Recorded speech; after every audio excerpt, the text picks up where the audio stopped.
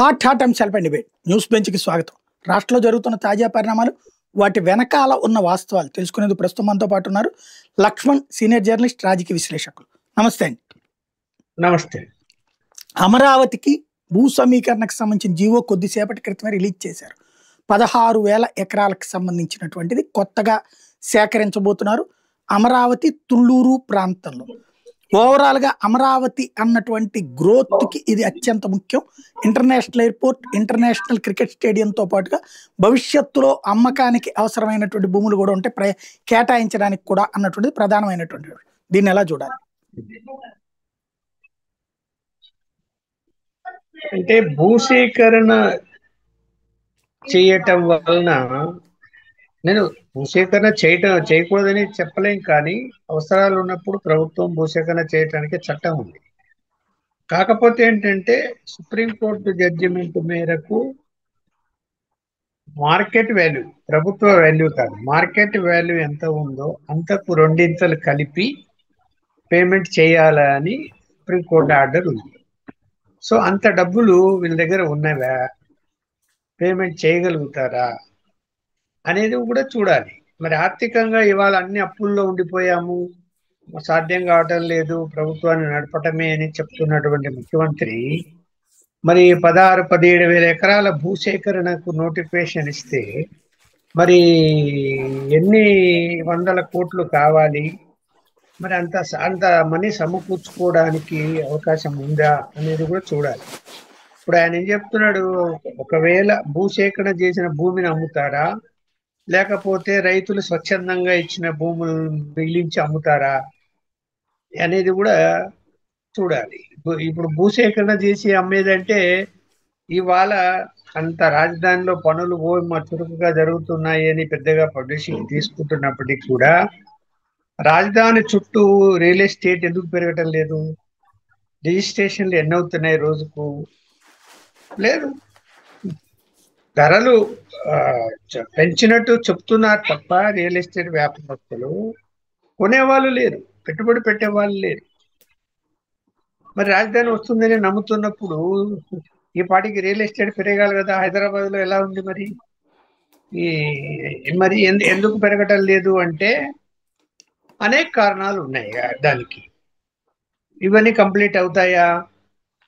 మరి ఒకవేళ ప్రభుత్వం మారితే ఏం జరుగుతుందో, ఒకవేళ అంటే జగన్మోహన్ రెడ్డి గారి ప్రభుత్వం మళ్ళీ వస్తే ఏం జరుగుతుందో, ఈయన అనుమానాలతో పబ్లిక్ ముందుకు రావడం లేదు కొనటానికి. ఇక్కడ ప్రభుత్వ భూములను అమ్ముతాను అని అంటే అది వేరే అంశం, కానీ ఇక్కడ ఈ నిర్మాణాలు చూపించి ఆ భూములను అమ్ముకొని ఆ వచ్చిన డబ్బుతో నేను ఏదో అభివృద్ధి చేస్తాను అనే పద్ధతిలో మాట్లాడుతున్నప్పుడు మరి అది కొనే వాళ్ళు కూడా ముందుకు రావాలి కదా అలా చెప్తే. ఇప్పుడు ఇవాళ హైదరాబాద్లో 100 కోట్లు దాటిపోయింది ఎకరా, పిలిస్తే పరుగులు తీసి రియల్ ఎస్టేట్ వాళ్ళు కొంటున్నారు. అక్కడ ఎవరు కొంటారండి? ఇక చాలా సమయం పడుతుంది. రాజధాని అనేది అభివృద్ధి జరగడానికి 10 సంవత్సరాలు పట్టవచ్చు, 20 సంవత్సరాలు పట్టచ్చు. అప్పుడు ఏమైనా రేట్లు పెరిగి అప్పుడు కొనే వాళ్ళ ముందుకు వస్తారేమో కానీ ఇప్పుడుగా కొనే వాళ్ళు ముందుకు రారు. ఫస్ట్ ఆఫ్ ఆల్ ముందు రైతులకి భూసేకరణ అంటే స్వచ్ఛందంగా ఇచ్చినటువంటి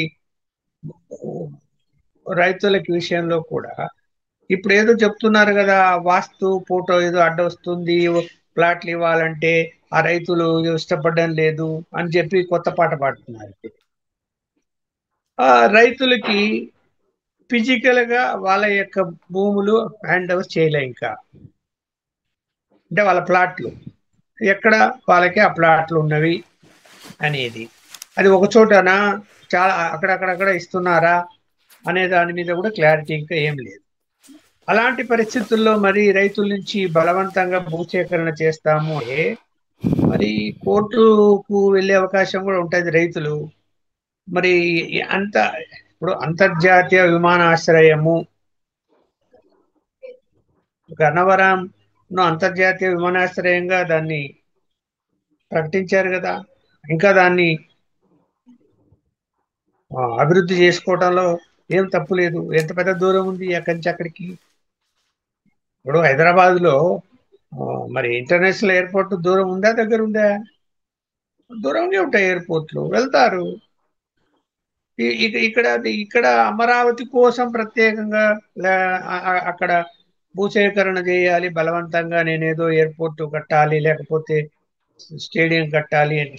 స్టేడియం కట్టడానికి కూడా అంత అవసరం అయితే ఏం ఉండదు, ఉండకపోవచ్చు. మరి ఎందుకు ఈ ఆలోచన చేస్తున్నారు? ఆ రైతులు మొన్నటి వరకు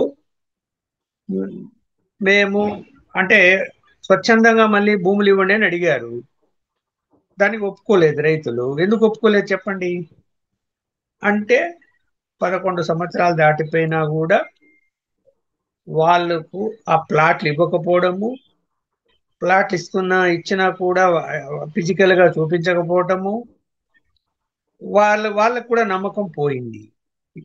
అరే మా పరిస్థితి ఏంటి, భూములు ఇచ్చాము ప్లాట్లు ఏంటి, అసలు అవి అది అమ్మడపోతాయా లేదా, అక్కడ కన్స్ట్రక్షన్ చేసుకోవడానికి వీలుందా లేదా, ఇవన్నీ వాళ్ళు కూడా ఆలోచిస్తూ మళ్ళీ భూసేకరణ కంటే స్వచ్ఛందంగా ఇవ్వడానికి వాళ్ళు అంగీకరించలేదు. దాంతో మళ్ళీ ఇప్పుడు మీరు బలవంతం భూసేకరణ చేయడానికి ముందుకు వచ్చింది ప్రభుత్వం.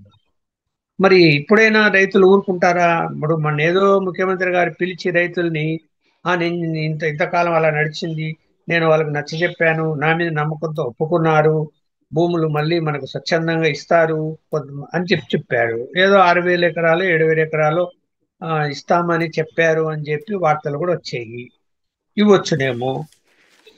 మరి ఇప్పుడు భూసేకరణకు ఎందుకు ముందుకెళ్తున్నారు అంటే ఇంకా మీకు వాళ్ళు ఇచ్చే పరిస్థితి లేదు అని అర్థమయ్యే కదా వెళ్తున్నారు. వెళ్తున్నప్పుడు మరి ఆర్థిక పరిస్థితి కూడా చూడాలి కదా. అంటే ఈసారి సేకరణ కాదు, ఈ దఫా కూడా సమీకరణే. మళ్ళీ ఇదంతా కూడా సమీకరణ, పాత పద్ధతిలోనే. పాత పద్ధతి సమీకరణలో నోటిఫికేషన్ ఇస్తే మరి ఇవ్వడానికి ఇప్పుడు కొంతమంది రైతులు వచ్చి మీ దగ్గర అంగీకరించి ఉండొచ్చేమో కానీ ముఖ్యమంత్రి దగ్గర గ్రామాలకు వెళ్ళి పరిశీలన చేస్తే చాలా, నేను సోషల్ మీడియాలో గ్రామస్తులు చెప్తుంటే చూశాను, మేము ఇవ్వమని చెప్తున్నారు, మా పరిస్థితి ఏంటి అని చెప్తున్నారు, క్లారిటీ లేదు మాకు అని చెప్తున్నారు. సో మరి సక్సెస్ అవుతారా కాదా అనేది చూడాలి. అది కాకుండా భూసేకరణ, బలవంత భూసేకరణ ప్రభుత్వం నోటిఫికేషన్ చేయాలని కూడా చెప్తున్నాడు కదా ముఖ్యమంత్రి గారు. అది కూడా చెప్తున్నారు, ఒకవేళ ఇవ్వకపోతే మేము బలవంత భూసేకరణ చేస్తాము అని చెప్పి. ఇక్కడ ఒక సందేహం ఏంటంటే, ఇప్పుడు ఆల్రెడీ మనకి నెల నెల జీతాలు పెన్షన్లు ఒక పెద్ద భారం ఉన్నాయి. రెండవది ఈ 4,000 రూపాయల పెన్షన్ భారమైంది. అందుకనినే 1,500 రూపాయల మహిళలకు ఇస్తానన్నది కానీ, ఫీజు రియంబర్స్మెంట్ డబ్బులు కానీ, తర్వాత ఆరోగ్యశ్రీకి డబ్బులు కట్టలేకపోతున్నారు. ఇంకొక వైపున ఏవైతే ప్రభుత్వానికి సంబంధించిన 50 ఏళ్ల పెన్షన్ ఇవ్వలేకపోతున్నారు. వీళ్ళకి ఇస్తానన్నటువంటి ఏవైతే 3,000 రూపాయల నిరుద్యోగ భృతి ఇవ్వలేకపోతున్నారు. ఇప్పుడు వచ్చేటప్పటికి మళ్ళీ కొత్తగా భూసేకరణ చేసి, ఇప్పటికే అమరావతి రైతులకు 11 ఏళ్ల నుంచి డబ్బులు ఇస్తున్నాం, ఏడాదికి 25,000 రూపాయలు చెప్పున కౌలు 30,000 ఎకరాలకి ఇస్తున్నాం. మళ్ళీ ఇప్పుడు ఇంకో 16,000 ఎకరాలకి ఇవ్వాలి. మళ్ళీ అవి అదనంగా ఎక్కడి నుంచి వస్తాయి ఈ డబ్బులన్నీ? ఆ సంపద వచ్చేస్తుంది. అవును, మీరు చెప్పేది కరెక్టే, అన్ని అప్పులే అవుతున్నాయి కదా. ఇంకా ఎక్కడెక్కడ వీలు ఉంటే అక్కడన్నా అప్పులు చేస్తున్నారు, ఆస్తులు తాకట్టు పెడుతున్నారు. ఇప్పుడు జగన్మోహన్ రెడ్డి గారు అప్పులు చేస్తున్నారు, అన్ని తాకట్లు పెట్టేస్తున్నారు, అయిపోయింది ప్రభుత్వం పని, శ్రీలంకగా మారిపోతుంది అని ప్రచారం చేశారు తెలుగుదేశం వాళ్ళు. మరి ఇప్పుడు జరుగుతున్నది ఏంటి? ఇప్పుడు అదే అంతకంటే ఎక్కువ జరుగుతున్నది కదా, దానికంటే ఎక్కువ జరుగుతున్నది.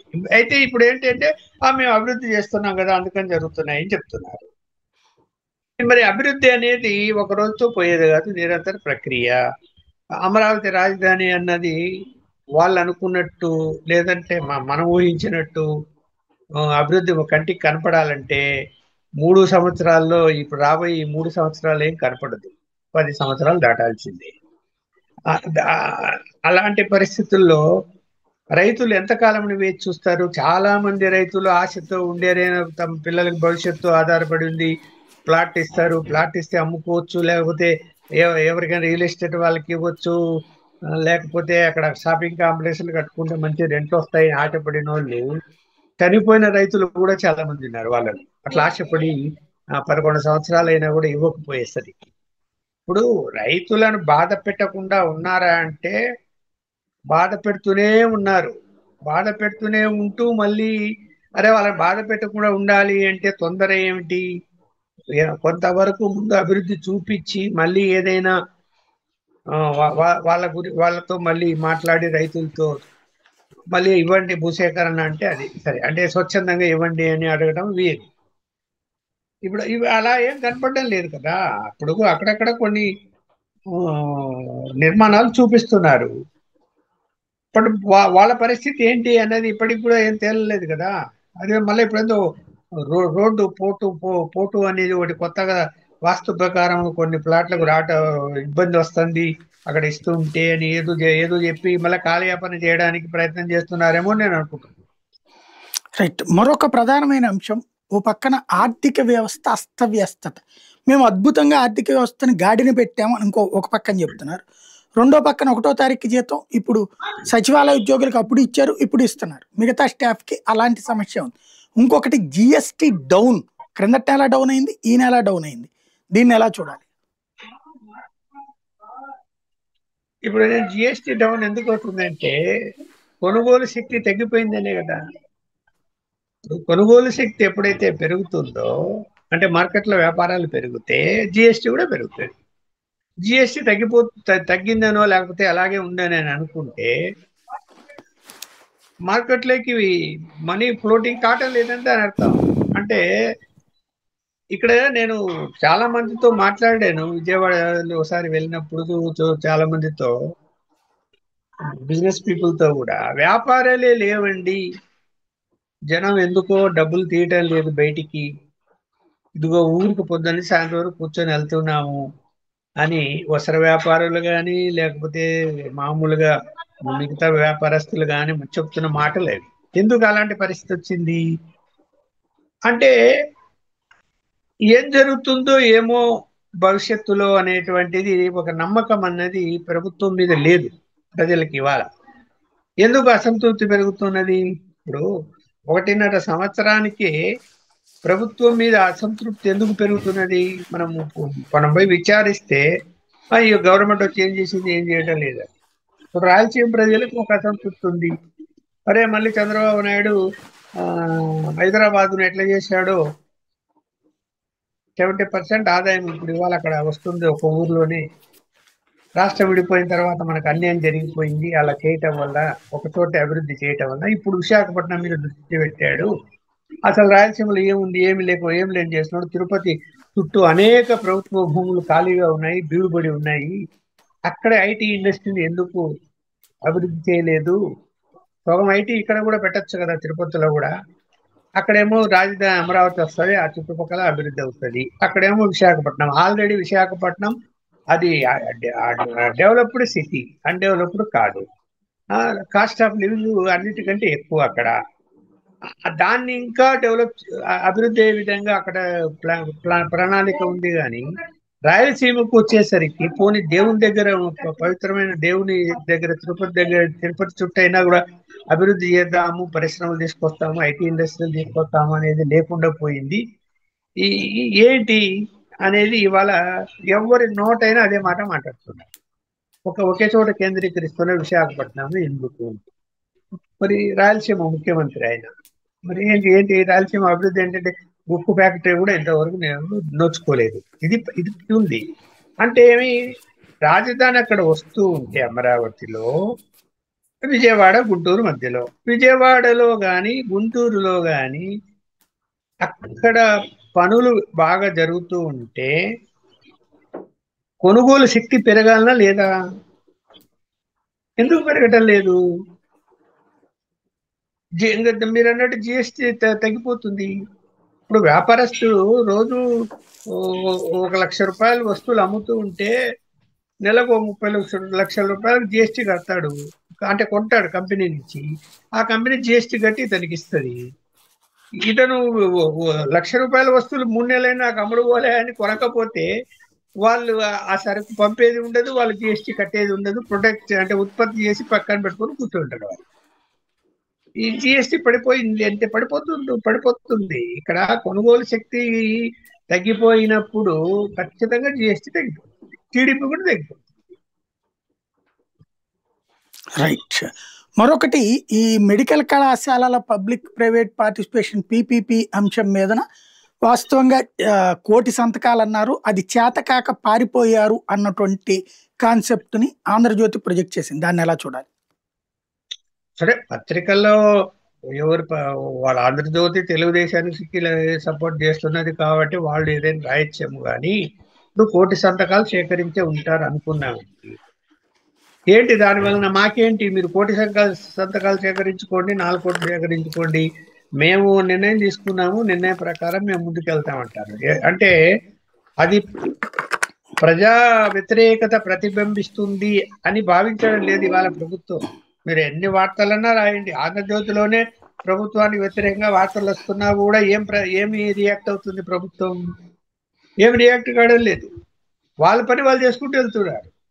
క్లియర్ గా నాకున్న పక్కా సమాచారం మేరకు ఈ యొక్క పీపీపీల కింద ఇచ్చినటువంటి ప్రైవేట్ కాలేజీలు ఎవరైతే ప్రైవేట్ పరంగా అప్పగించబోతున్నారో వాళ్ళందరి దగ్గర నుంచి కూడా పార్టీ ఫండ్ కలెక్ట్ అయి ఉంది, ఇప్పటికే ఇచ్చి ఉన్నారు. ఎంత పెద్ద మొత్తంలో ఇచ్చారని నాకు ఫిగర్ తెలుసు కానీ చెప్పదలుచుకోలేదు, ఎందుకంటే నా దగ్గర ఆధారం ఉండదు కాబట్టి అవసరం లేదు. పెద్ద మొత్తంలో మరి ఇందులో మినహాయింపు ఎవరికి లేదు. కూటమిలో ఉన్నటువంటి పార్టీలకు కూడా మినహాయింపు లేదని నేను అనుకుంటున్నాను. నాకు పక్కా సమాచారం ఉంది. మరి నీకు ఎన్ని కోటి సంతకాలు సేకరించు, 2 కోట్లు సేకరించు, ప్రభుత్వం దాన్ని పట్టించుకుంటుందా?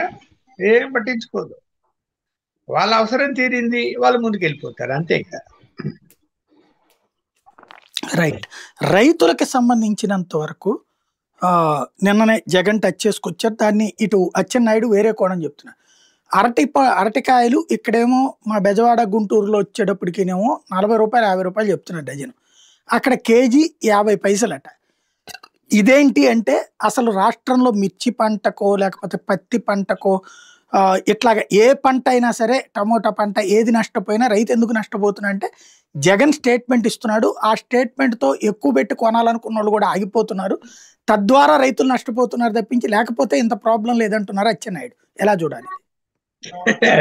రాజకీయంగా మాట్లాడమే, జగన్ స్టేట్మెంట్ ఇస్తారే అలా జరుగుతుందా? వాస్తవ పరిస్థితి ఏంది? ఇక్కడ దళారులు అనే వాళ్ళు ఉన్నారు ప్రతి పంటకు. ఆ దళారులు వాళ్ళు చెప్పిన రేట్లకు మాత్రమే వీళ్ళు అమ్మాలా? మార్కెట్ యార్డ్ ఊరికే నామక వస్తే ఉన్నాయి. మార్కెట్ యార్డ్లో పెట్టినా కూడా అక్కడ రేటు ఫిక్స్ అయినా కూడా వాడు ఆ రేటు ఇవ్వడు దళారి. వాడు చెప్పిన రేటుకే ఇవ్వాలి, ఇస్తేనే వాడు సరికి ఎత్తుకొని పోయి డబ్బులు ఇస్తాడు. ఇవి ఏ మార్కెట్ యార్డులోకి వెళ్ళినా కూడా అక్కడ జరిగే అవినీతి భాగోతం ఓపెన్ గా అందరికీ తెలుస్తుంది. ఇప్పుడు గిట్టుబాటు ధర రానప్పుడు ప్రభుత్వం ఏం చేయాలి? ప్రభుత్వ బాధ్యత ఏంటంటే వాటిని కొనుగోలు చేయాలి, కొనుగోలు చేసి మార్కెటింగ్ చేసుకోవాలి, అంటే పెట్టుబడి పెట్టాలి. ఇప్పుడు ఏమిటి? ప్రభుత్వం దగ్గర నిధులే లేవు. కొనుగోలు చేయాలంటే డబ్బులు కావాలి కదా ప్రభుత్వం దగ్గర. అందుకని తప్పించుకునే మాటలు మాట్లాడుతున్నారు మంత్రులు కానీ ఎవరైనా కూడా. తప్పించుకునే మాటలే అవన్నీ. అవునండి, ధరలు పడిపోతున్నాయి, వాళ్ళు నష్టపోతారు అనేటువంటి పరిస్థితి వచ్చినప్పుడు, నేనేదో ఇవాళ చూశాను వీడియో, ఒక ఆయన అరటి పళ్ళు గిట్టుబాటు లేకపోతే లారీలో వేసుకొని ఢిల్లీకి పోయాడంట. అక్కడేదో మంచి రేట్లు ఉన్నాయని చెప్పి ఢిల్లీకి పోతే ఢిల్లీలో దళారులు ఇంత రేటుకే ఇవ్వాలా లేకపోతే మేము తీసుకొని పోవంటే వాడికి ట్రాన్స్పోర్ట్ ఛార్జీలకి కూడా ఆ డబ్బులు సరిపోవని రోడ్డు మీద పడేసి అక్కడనే మార్కెట్ యార్డ్ దగ్గర అరటి పళ్ళు లారీ రోడ్డు మీద దింపేసి మీరు ఫ్రీగా తీసుకోండి అని వెనక్కి వచ్చేసారు. ఏం చెప్పాలి చెప్పండి? మరి ఇక్కడ ఏదైనా సరే, ఏ పంట అయినా, లేకపోతే ఈ మామిడి కావచ్చు, అరటి కావచ్చు, ఏదైనా సరే ప్రీ ప్లాన్ ఉండాలి కదా. అదే అది రేట్లు ఎలా ఉన్నాయి మార్కెట్లో, రైతు ఎక్కడెక్కడ వేసాడు.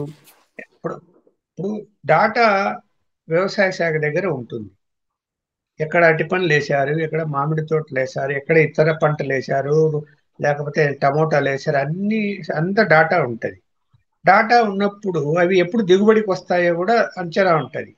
ఉన్నప్పుడు ఆ మార్కెట్ రేట్ ఎలా ఉంది, లేదు కొనాలి, ప్రభుత్వం కొనాలి, కొని మార్కెట్ చేసుకోవాలి. వాళ్ళు నష్టపోకుండా చూడాలి. కనీసం ఆ పంటకు పెట్టిన ఖర్చు కూడా రాకపోతే, మననే ఎవరో నిన్న 2 రోజుల క్రితం ఒక రైతు ఆత్మహత్య చేసుకున్నాడు. రైతులు ఆత్మహత్య చేసుకుని ఏం చేస్తారు? ఎవరి దగ్గర ప్రైవేట్ వడ్డీలు తెచ్చుకొని ఉంటారు, కట్టలేరు, బ్యాంకులు ఇచ్చే పరిస్థితి ఉండవు. బ్యాంక్ రీపేమెంట్ చేయకపోతే బ్యాంకు లోన్ ఆపేస్తాడు. ప్రైవేట్కి వెళ్తారు, ప్రైవేట్ అధిక వడ్డీలు 10 రూపాయలు వడ్డీ తీసుకునే రైతులు కూడా ఉన్నారు. మరి పంటకు గిట్టుబాటు ధర లేక పంట రోడ్డు మీద పడేసుకుని కాలువలో పడేసే పరిస్థితి వస్తే చూశాం కదా. చాలా మంది తెచ్చినటువంటి ట్రాక్టర్లతో అక్కడే పడేసి వెళ్ళిపోయిన సందర్భాలు కూడా. అవన్నీ రాజకీయ కోణంలో మాట్లాడితే ఎట్లా? ఇప్పుడు గిట్టుబాటు ధర లేదు అనే విషయాన్ని ప్రతిపక్ష నాయకుడుగా జగన్మోహన్ రెడ్డి గారు ప్రస్తావించడంలో తప్పు లేదు. ఏం తప్పు ఉందండి? అక్కడికి వెళ్ళి ప్రాక్టికల్ గా చూసి వాళ్ళు చెప్తున్నదే ఆయన చెప్పాడని చెప్పాడు కదా. ఇక్కడ మీరు ప్రభుత్వం ఏం చేస్తున్నట్టు? అప్పటి వరకు ఆయన వెళ్ళి పరిశీలించేంత వరకు ప్రభుత్వం ఏం చేస్తున్నట్టు?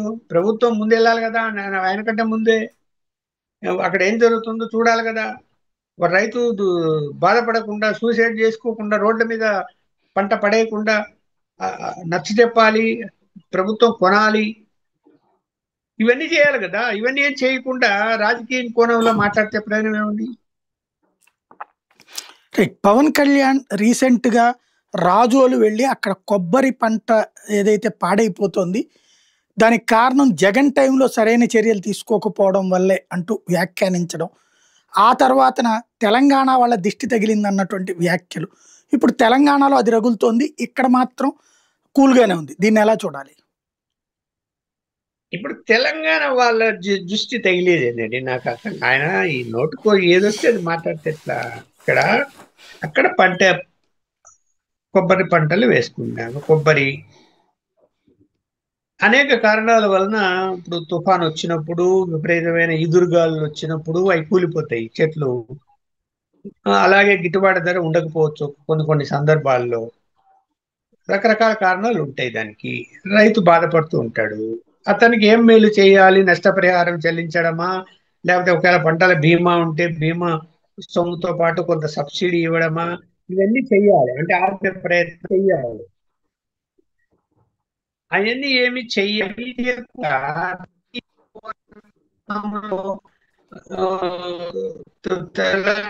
తెలంగాణ సంబంధించి జరిగింది, గాలి సోకింది, వాటి మాటలు ఏంటి? తర్వాత గత ప్రభుత్వం వేసింది, గత ప్రభుత్వం ఏమన్నా అక్కడ గాలులు రిజర్వ్ చేసి పెట్టి ఈ ప్రభుత్వం వస్తానే ఆ గాలులు వదిలేసి ఉంటాడే. ఎంత భయంకరమైనటువంటి తుఫాన్లు వచ్చాయి. తుఫాన్లు వస్తే కూలిపోతాయి కదా. కూలిపోయాయి, తుఫాను వల్లనే కూలిపోయాయి అనుకో. మరి మీ అభిప్రాయం ఎట్లుందో నాకు తెలియదు.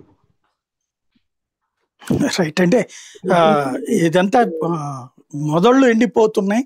దానికి ఆ రోజుల్లో సరిగ్గా డ్రైనేజ్ వ్యవస్థ ఏర్పాటు చేసి ఉంటే జగన్ ఈ ప్రాబ్లం వచ్చేది కదా. అసలు రూపాయి ఖర్చు పెట్టలేదు అతను వ్యవసాయానికి, పల్లెటూళ్ళకి అని చెప్తున్నాను అనమాట. ఇప్పుడు డ్రైనేజీ వ్యవస్థ అంటే ఇప్పుడు రైతు తను పండించుకునే పంటకు, కొబ్బరే కావచ్చు, ఏ పంటలన్నా కానీ తను అన్ని ఏర్పాట్లు చేసుకుంటాడు. ప్రభుత్వం చేయదు కదా, ఏ ప్రభుత్వం చేయదు కదా. అతను కొబ్బరి తోటలు వేసుకుంటాడు. నీళ్లు పెట్టాలా, లేకపోతే నీళ్లు ఎక్కువ అయ్యి ఏమన్నా కింద వేర్లు దెబ్బతి కులిపోతాయి అనుకుంటే ఆ నీళ్లను వదలాలా అన్నది అంతా కూడా ఎవరి పొలాలకు వాళ్ళు ఏర్పాటు చేసుకుంటారు. కామన్ గా ఏమిటంటే నీటిపారుదల ప్రాజెక్టులు, దాని కాలువలు, ఉప కాలువలు మెయింటైన్ చేయడం, ఇవన్నీ ప్రభుత్వం చూస్తుంది. పంట మేనేజ్మెంట్ అంతా కూడా వాళ్ళే చూసుకోవాలా, సలహా ఇస్తుంది ప్రభుత్వం, వ్యవసాయ శాఖ. అంతే తప్ప ప్రభుత్వం ఏమో చేసిపోయింది అప్పట్లో. అంటే అప్పట్లో నీళ్ళన్నీ వదిలేసి లోపల పోయి వేర్లన్నీ నానిపోయి ఇప్పుడు ఈ సంవత్సరం కూలిపోయేటట్టు చేసిపోయింటారా ప్రభుత్వం? అదేంటి అసందర్భంగా మాట్లాడినట్టు అనిపిస్తుంది నాకు.